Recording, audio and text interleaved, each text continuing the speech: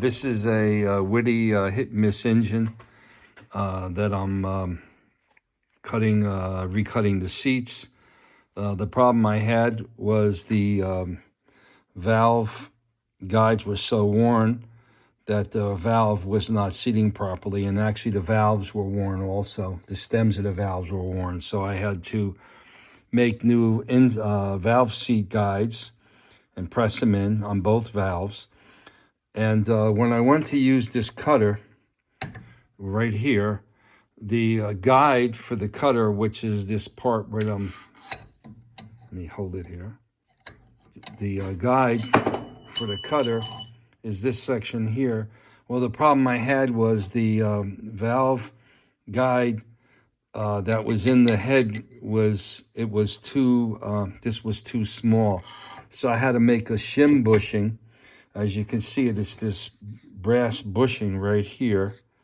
I had to make it so the ID to bushing was the same size as this, and the OD was the same size as the valve guide itself. So I had to spend time making the bushing. You can see it's a brass bushing in there.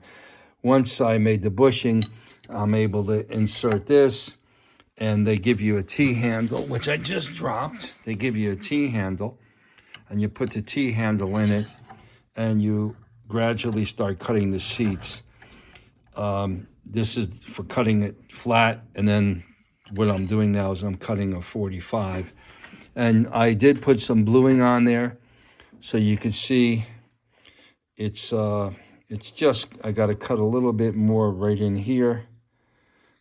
Before I was able to see light when I looked in this is the exhaust port right here.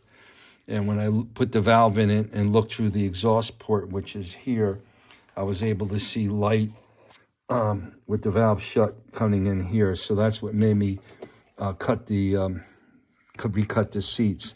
So I'm just gonna do some cutting here, and you kind of push and turn,